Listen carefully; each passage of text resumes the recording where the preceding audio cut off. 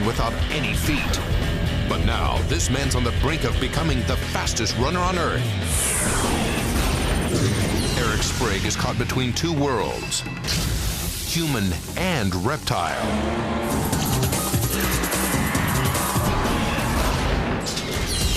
This woman is determined to cripple herself. Why? Beauty is pain. Ow. He fought cancer and won, but the battle took away his face.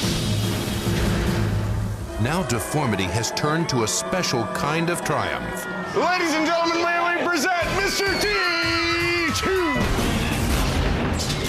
And the daredevil taking bungee jumping to the extreme. Can he cut his cord in midair and live through the impact? This is the point of no return. 2, 1, look up. Unbelievable? Believe it. On Ripley's Believe It or Not.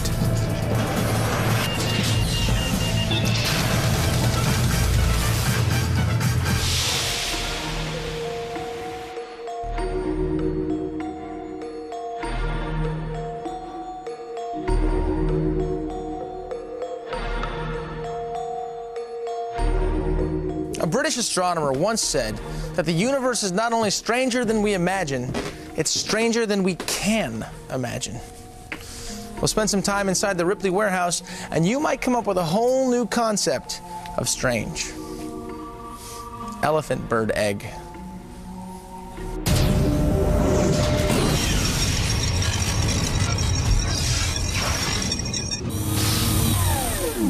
It looks like a scene from a science fiction film in which robots have taken over the world of sports. But take a closer look, and you'll see that Tony Volpentest is no cyborg. He's overcome the cruel fate of nature to become one of the fastest men on Earth, believe it or not.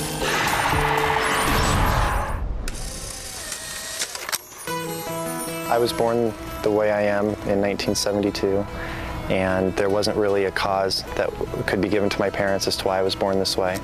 I've never had hands or feet, obviously, so I don't know that I'm missing anything. Tony's journey is an amazing example of what can be achieved when the miracle of technology joins forces with the power of the human spirit.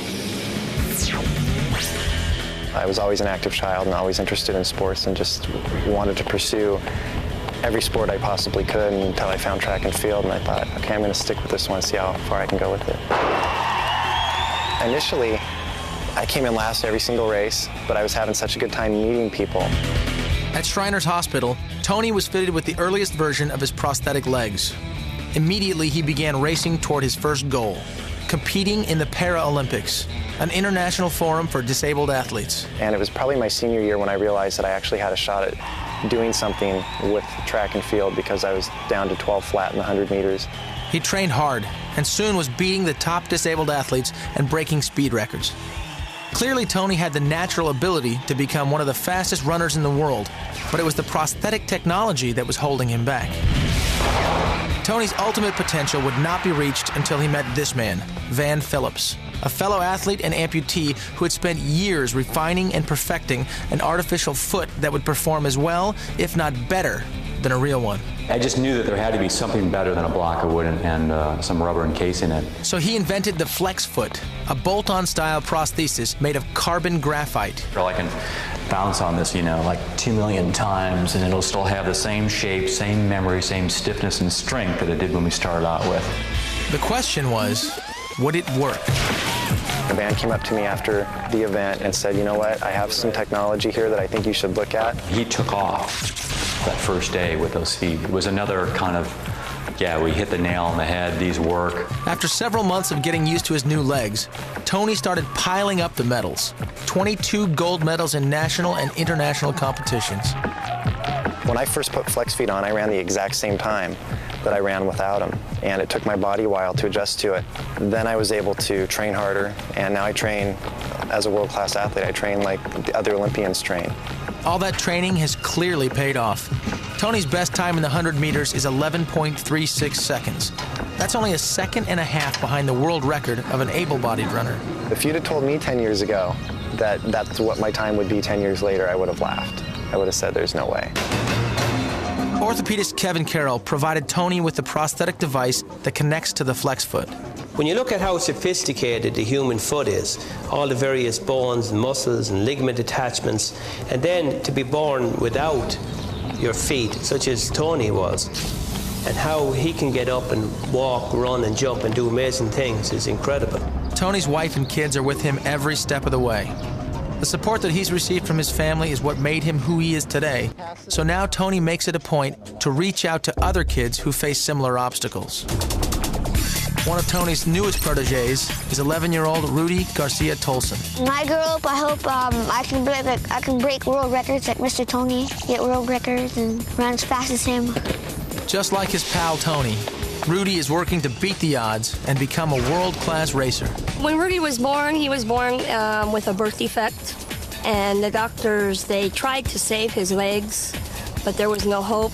Despite the loss of his legs, Rudy went out and became a top cyclist and set a U.S. national record in swimming. So when he told his mom he wanted to take on track and field, she turned to Van Phillips for help. His mother introduced herself to me and said, would you take a look at my son and see what you think? Rudy was soon fitted with flex feet, a custom-made version of the kind worn by his hero. I've met Rudy at the Ultimate Challenge that Flex put on here a couple years ago, and just an amazing, amazing young man. I think that he's going to do some great things. Although Tony opened the door to a world that amputees only once dreamed of, he says young athletes like Rudy will be the ones who will run all the way through it. I think there will be a day in the next 10 to 20 years where an amputee is going to be running just as fast as a world record holder able-bodied is.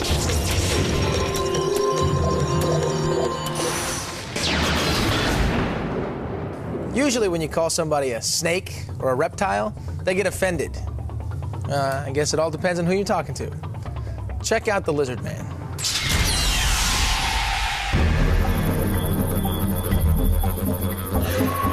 He's at the other end of normality. Everybody's got this little thing they call normal, but he's in his own normal. People are either scared of him or they like him right off the bat. I don't consider him abnormal at all. He's one of the most intelligent people I've ever spoken with. Anything to drink? 26-year-old Eric Sprague is accustomed to being the topic of conversation, for he's the center of attention wherever he goes. Get out of here! In his hometown of Albany, New York, Eric's identity is slowly slipping away. He's now known simply as Lizard Man. Once a month, Eric heads for the Mad Pup Tattoo Parlor. He's having every inch of his flesh transformed into scales. I'm being transformed into a sort of human-reptile crossbreed, being covered completely with scales and using other various processes to affect this transformation. I really want my tattoos, so any pain that I have to go through to get them is negligible. The end result is more important than what I have to endure to get them. After a session of tattooing, I kind of like to stand up in the mirror, and it's sort of reassuring. I look at it, and it's not so much a rush as it is there's a little more done, a little bit of progress, and it sort of fuels you on to keep going for the end goal. And this is just a base color. This is just the start. It's going to be a process. A long process. I would say we probably got a couple hundred hours in them, and I would dare say that we probably got 1,000 yet to go. But he's not stopping there. I've had my tongue bifurcated or split, thus mimicking the tongue of a snake and certain other lizards. I've also had implants put in subdermally in my face. Above each eye, 5 pieces were inserted, giving the horned ridge effect over each one of my eyes. And I've also had my teeth filed using a dentist drill. A number of tips were used, and they were carved into the shape they're in now. It's easy to dismiss Eric's extensive body modification as nothing more than a cultural declaration of independence. But he says it's actually for more sociological reasons. The idea being that people use a base set of generalizations and principles in structuring their perceptions, such that if we look at an object and see an upright walking biped mostly hairless and acting in a certain manner, we think to ourselves, okay, that's a human being, because it bears a resemblance to the other things that are referred to by the term human being. You kind of scare me. A little bit in a way. If I saw you coming at me at night, I'd be absolutely horrified. As we saw from some of the reactions we got today, people, they do recognize that it's a reptilian motif, and they do sort of stop and take a minute to have to process the information they're given because they don't know quite what to do with it. Eric is a full-time bartender and part-time performance artist. He uses that venue to further test his thesis by prompting a wide variety of reactions. When I first saw him, I was absolutely shocked, absolutely stunned. So what, are you going to become like the world's #1 lizard boy or something? As far as I know, probably the only lizard boy. So I guess I get #1 by default. I would be more prone to be very regretful later in life if I had held myself back. I feel that this is a really good expression and fulfillment of who and what I am. This is what Eric's self-expression used to look like. Even his admirers admit taking home a reptilian boyfriend wouldn't be easy. My parents would probably keel over and die. More than likely. They're not exactly open-minded. Eric estimates his complete transformation into Lizard Man will take another year. And by then, Eric hopes to be much closer to his ultimate goal: to blur the line between man and reptile. As we get further down the road and as things progress, it seems a very real possibility that it will go so far as to maybe make people wonder if I am human. You still eat human food? Yeah, in addition to other things. Oh my God. There's a daredevil with lofty goals at Ripley's. Ron Jones will attempt what he calls the cutaway bungee.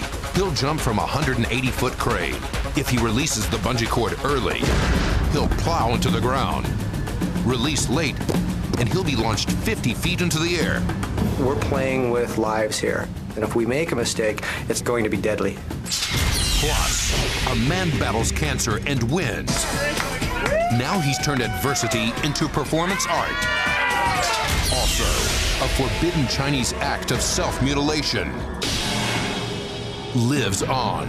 It feels good. Billiards go to the dogs.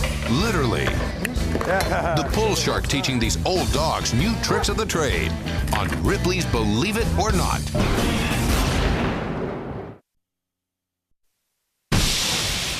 We all love playing with our dogs. Fetch the stick, get the ball, simple games like that.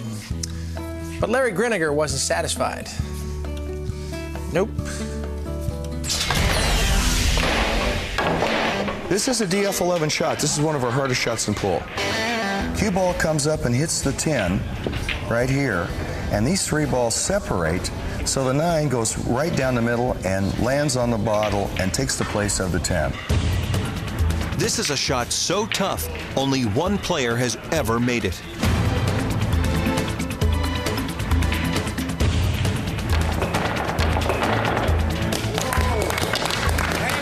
I'm the only one that's done it. Meet Fast Larry Griniger, the man behind some of the world's most amazing pool shots. I'm the current TESO World Trick Shot Champion, and I'm very proud of that. Larry's also very proud of his pool-playing pooches. More on them in a moment. First, Larry shows us how he made his mark in the billiards business. To become a great trick shot player, I think you first have to become a great pool player. Fast Larry mastered the game, then moved on to the wild side of pool. The 1 ball will go in this pocket, the 2 ball in this pocket, the 3 ball in the side, the cue ball will clear the 3 out of the way, and the 4 will come down, the 5 goes up and down the sticks and comes in behind the 4. Larry hits the cue ball dead on. The question is, will the other balls follow suit? Fast Larry's done it, but things don't always go so smoothly. For instance, there was the night in his Georgia basement as he tried the famous table-to-table shot. A shot even Fast Larry couldn't make, no matter how many times he tried. But just as he was about to give up, the near impossible happened at 1:30 in the morning.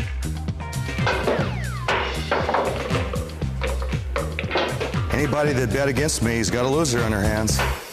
I have done all the shots that I attempted. As a matter of fact, I've almost ran out of shots to do. Time for a new challenge, and Fast Larry didn't have far to look. He just handed it down to his boy, Jake. Very good.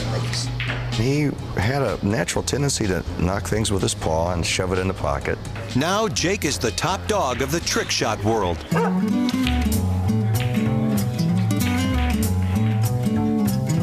I'm balancing the 9 on top of the 8. He's going to punch the 8 with his nose. The 8 will go from underneath the 9, fall in the pocket. The 9 will fall and balance on the bottle cap where the 8 once was. To make this shot with a pool cue, there's less than 10 people in the world that can perform this. Show him Yo the dog. There it is. Yeah. Make the 9. Make the 9. Yo the dog. Yo the dog. But there's a new dog in town, and he's sparking some sibling rivalry. So then we developed Max, and Max learned all the tricks from Jake, and he performs them flawlessly. That's a shot. Nice shot. You can rack that one up. There you go. They love to play. They beg to play. If I'm home for a week, they play 4 or 5 times a day, and they line up to play. Next shot. It's a dynamic duo that's taking the trick shot world by storm. The dog's actually making money at this. He's actually paying for his dog food. They have completely stolen my show, and what I begin to realize is that there's no way I can follow his act. Next, a modern woman risks deformity when she rediscovers the forbidden Chinese art of foot binding.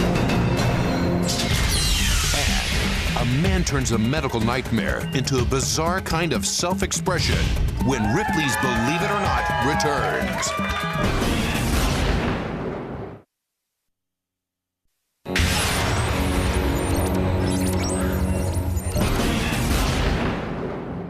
Bravery has many different meanings, and it can be found in many different places. Now, there are some people who believe that they've found an unusual kind of bravery on a tiny stage in a small bar inside a very unusual man.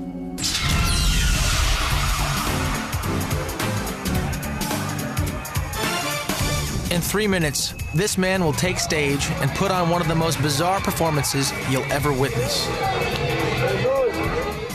No, he's not a comedian, a singer, or an actor. He's a performance artist who looks at life a little bit differently than the rest of us.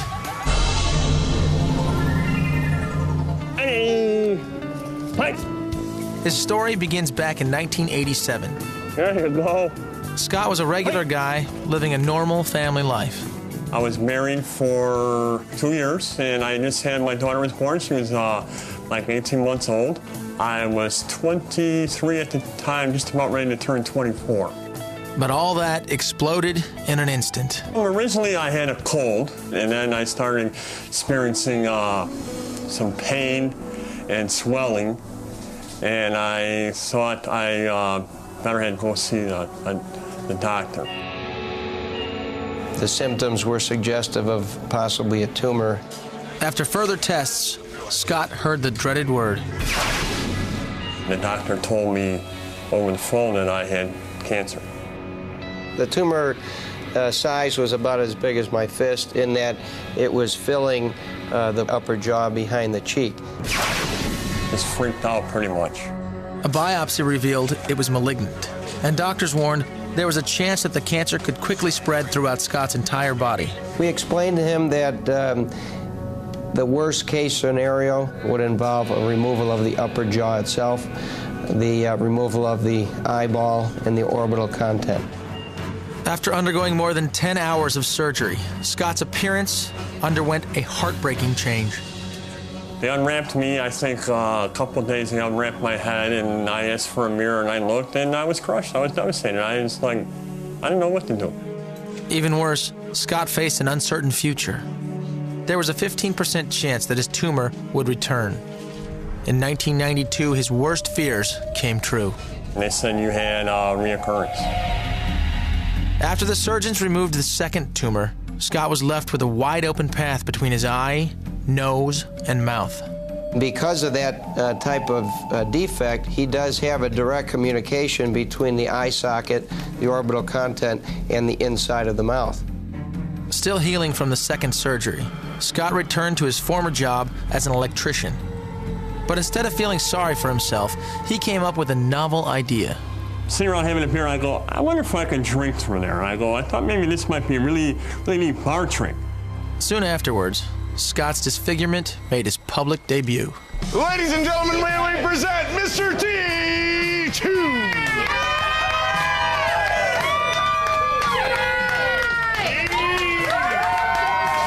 Today, Scott amazes crowds with a performance that can only be described as one of a kind. The goal of my act is not to gross people out, but to show them the results of cancer and how you can get by or go on with your life and make light of it. He starts off with a drink. It's kind of like a joke to me. I want to make them laugh. Reveals a little bit of his inner self. Ladies and gentlemen, the human jack-o'-lantern! And finally, he waves goodbye in his own bizarre way. With the audience completely mesmerized, Scott Zavala proves that triumphing over tragedy is definitely the best way to live your life. When life gives you lemons, you make lemonade, and you gotta accept, what's given to you in life and go on with it, and you can't just sit home and stew about it. Now everybody give it up loud and proud for Mr. T2! These days, Scott Zavala has a prosthesis for his eye, which makes him appear more normal. But he prefers the eye patch because his kids think it's cool. Now, while we're on the subject of appearances, people will do just about anything to look beautiful. Liposuction, electrolysis, plastic surgery, you name it. But the tricky thing is that the definition of beauty changes from culture to culture. Now, one of the most extreme definitions can be found in an ancient Chinese beauty secret. It's a forbidden practice that's enjoying a one-woman revival. Never done this in front of anybody before. Nancy Luna has invited us into her bedroom for a reason. She is in the process of duplicating an ancient ritual of mutilation. A ritual considered so barbaric, it was banned in China almost 100 years ago. It's called foot binding.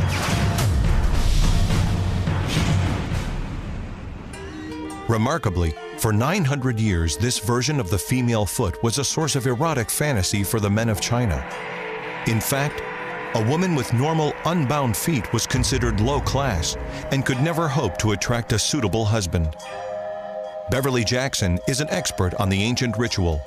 The Chinese man generally had never seen that foot. To him, the foot could be any sort of strange erotic dream he had, and frequently they did very strange things with those feet. The bones of the young girl's feet were bound so tightly that over a period of 2 years, the bones actually broke. A tiny foot wrapped in linen and called the Gilded Lily was the final result. But it came at a terrible price. For a girl whose feet are bound at 6, she went through a living hell for about 2 years. These are actual foot binding shoes worn by adult women. For these women, the simple task of walking was an excruciating experience. The walk, which in itself was a tremendous sexual turn-on to men, was called the lotus gait. It was a gentle swaying that was necessary because of the way the women had to walk. All weight went on the heels, so there was a gentle swaying motion. Nancy Luna sways to a different beat, enjoying the freedom and choices of a modern woman. But why deliberately reenact the painful ritual? Beauty is pain. That's just how it is, If you want a nice body, you need to work out. You need to exercise. That's pain. As an exotic dancer and contortionist, you'd expect her to be accustomed to unusual positions. It's more of like an experiment to me to see how small I could get them. It's a challenge. I'm testing my body to see what it can do. I just think it's really pretty. Feet can be really pretty, or they could be really ugly. Although Nancy's feet have never been broken, she has decided to continue the centuries-old tradition of tight wrapping. The size and shape of her foot changes dramatically for the duration of a session. Before the binding begins, we draw an outline of Nancy's foot so we can see how much of a difference it will make. The first part of it is to bind your instep. This part here is called Ciptaan. When you get the toes and you bind them downwards, and with each roll, you want to cover one toe. Now this part is called Ciptaan. Now you want to get the big toe and wrap the big toe around the heel. I got the toes downwards. The whole length of my foot is shortened and compressed this way, taller. Nancy is accustomed to being completely in control of her own body. The confinement and limitation of having bound feet is what drew her to it. Ow. The whole point of binding your feet is to be immobile. It's impossible to put my weight down because this bone will crack. So I have to crawl back to the bedroom. It's time to see if Nancy achieved the reduction she was hoping for. Her bound feet were 1.5 inches shorter and a great deal more narrow. Overall, a reduction of about 25%. I can feel my circulation going away, but I look at them and I like the way they look, so that's what keeps me going. For Nancy, the bound state is also part of a romantic ritual. She'll stay in this self-imposed confinement for about 2 hours. Then, the unwrapping begins. Feels like pins when your foot is asleep and it's waking back up again. She has revived an ancient custom that nearly crippled the females of an entire nation. For her, it's a fascination with binding's erotic roots. According to some experts, back in the late 1800s, as many as 90% of Chinese women had their feet bound. Ouch. Ripley's Believe It or Not.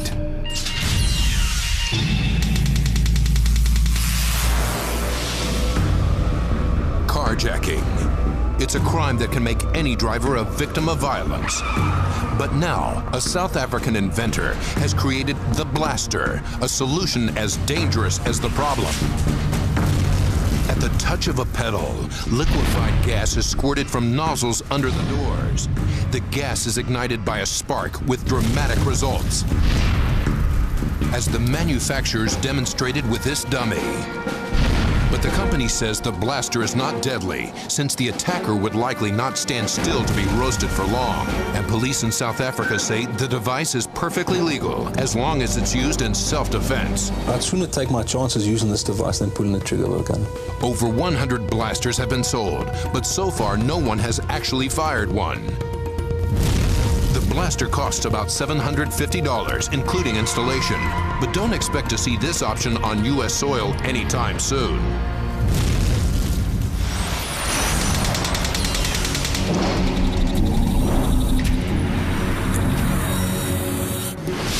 Coming up, think bungee jumping scary?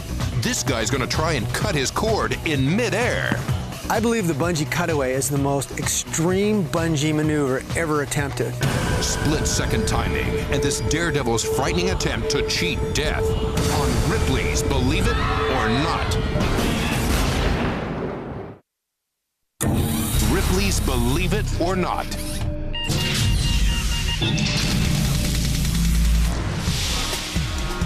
In 1948, Dutchman Miran Dejo stunned journalists and physicians at the University Clinic in Zurich, Switzerland. He calmly allows a 26-inch blade to pass through his body with no pain or blood. Dejo, whose name means something wonderful, offered himself for scientific examination and welcomed stabs from any angle. X-rays confirm, no tricks, it's real. Dejo learned the technique from Indian mystics and claims it's all in controlling the nerves. But amazed experts concluded he must have had some sort of previous operation in India to drill the original holes throughout his body. Self-hypnosis? Nerve control? It's still a mystery. Dejo survived over 500 full body piercings, all with a smile. But don't try this one at home.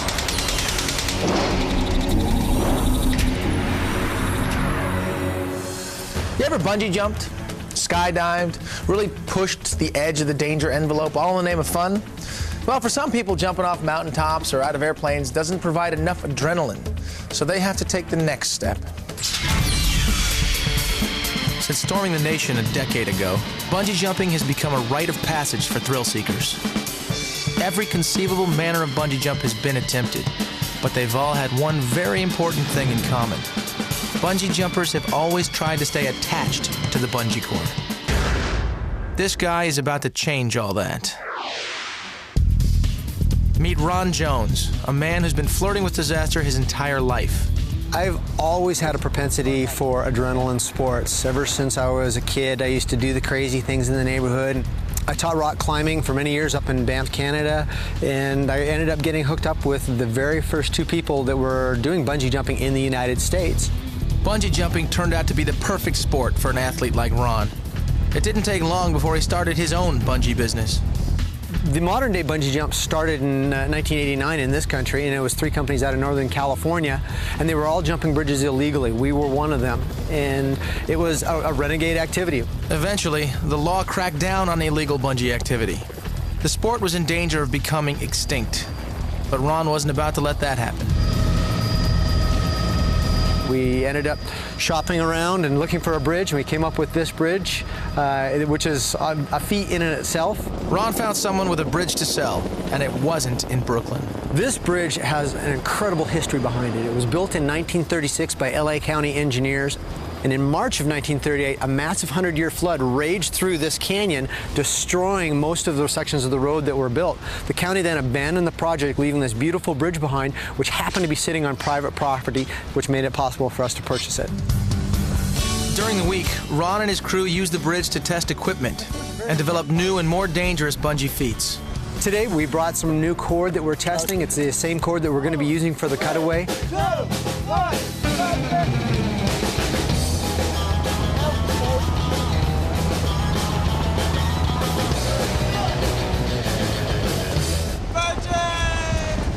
The bungee cords Ron uses are his own design, woven in his Los Angeles-based workshop.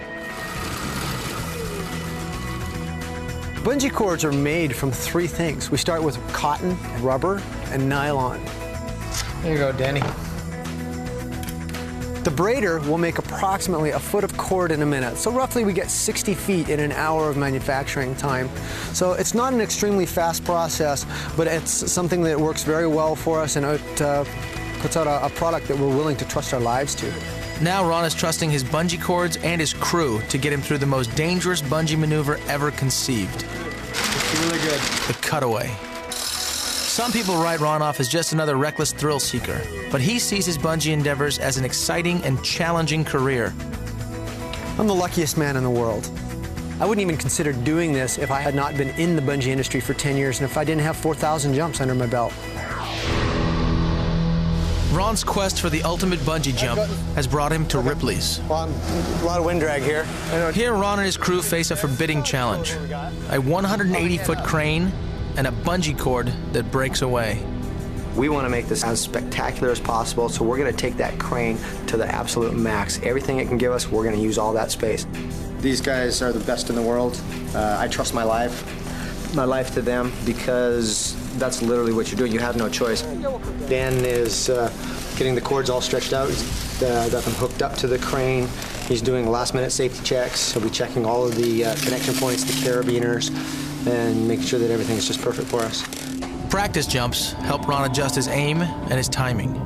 Releasing the bungee cord at the right moment is crucial. If Ron cuts the bungee away early, he will bash into the pavement below. If he cuts late, he will already be headed back up, and he'll be launched 50 feet into the air. 5, 4, Stagger, 3, look up. 2, Stagger, look 1. up. stagger, look up. The one thing with this system is there's no way to practice the actual cutaway portion of it. Bam! I can get up there and I can do jumps with the locks on the system, and I can dial in to make sure that I'm going to reach that mat just fine. But when it comes to the actual cutaway, you can't rehearse it. Even the practice jumps are dangerous. Ron catches his neck on the bungee cord, an innocent error that could have resulted in a broken neck. Night falls, and there are new concerns. The temperature has dropped, causing the rubber bungee cords to stiffen. 3, 2, What we're doing right now are called barrel drops. We're testing to make sure that the bungee cords are in their working range and that they're working reliably. That tapped the mat harder than the first two. As one crew adjusts the bungee cord, others make final safety checks on his rig. Your primary ring that's attached to the bungee cords will come in, fold over, fold over. Whole thing then gets attached to this. And the only thing holding him up is this. This is what keeps him from hitting the ground and his early demise. So when I do my jump, I'm going to load this with 3 Gs or close to 600 pounds of force going all the way through this. And at just the right second, I'll pull the handle, which will pull this lead all the way out. I'll do that for you now. As I pull my handle here, that handle's coming out. That line is getting shorter and shorter. When it comes all the way down to the end, and I pull it, the whole thing comes off. He's free to hit the ground. Barring there's, no problems with the rings when they release. There's a little time to shorten. Cold weather is making it difficult to determine the length of the bungee. A miscalculation of mere inches could be a death sentence for Ron Jones. But at this point, all we've got to work with is inches, because this is a game of inches. But Ron feels confident, and he's determined. There's no wind out tonight. Very still. We'll make this work. Now, he boards the crane basket for one last trip to the top. When we return, Ron takes the ultimate leap of faith. Here we go! On Ripley's Believe It or Not.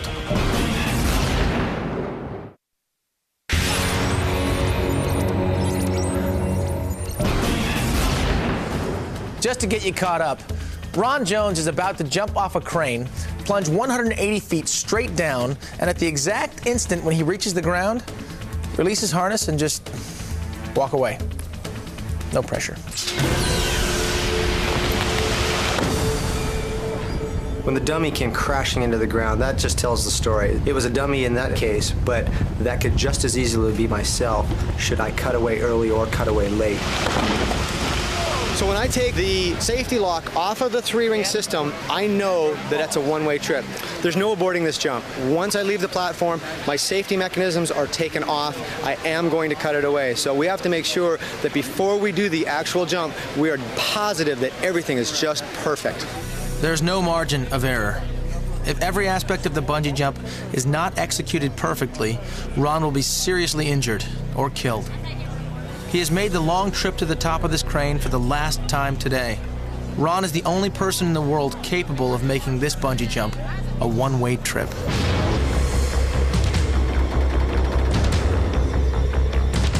Here we are, ready to go. We've done all of our testing. This is the point of no return. Here we go! 5, 4, 3, 2, 1. Look up.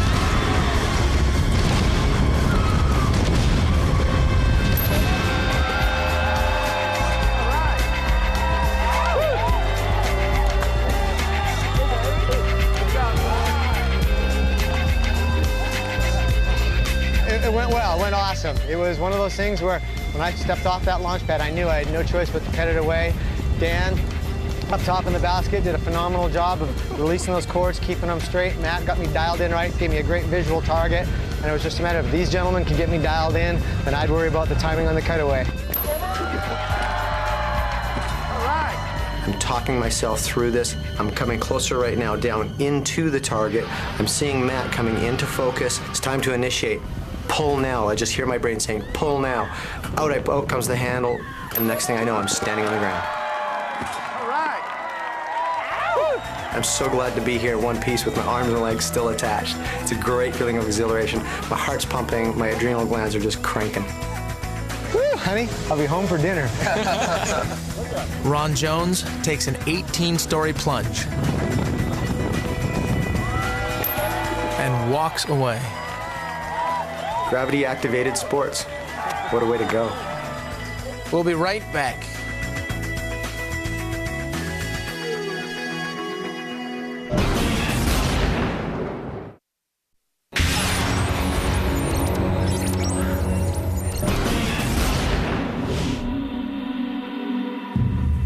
Take a close look.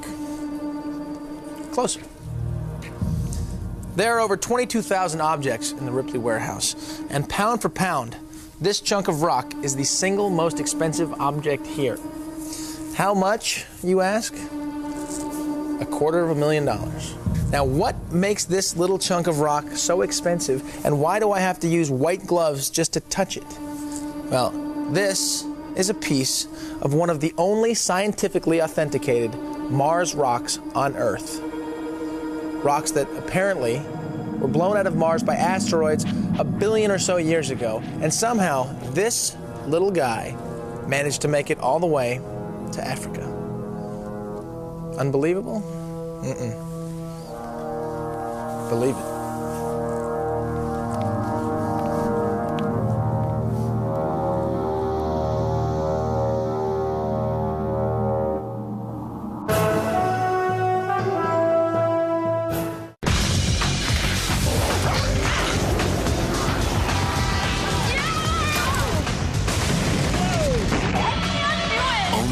With the guts. All right, let's do this. Win the glory.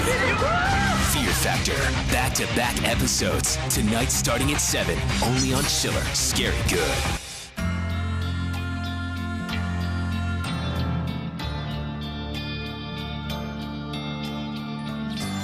Scare Tactics. Back-to-back episodes. Tomorrow starting at 7. Only on Chiller. Scary Good.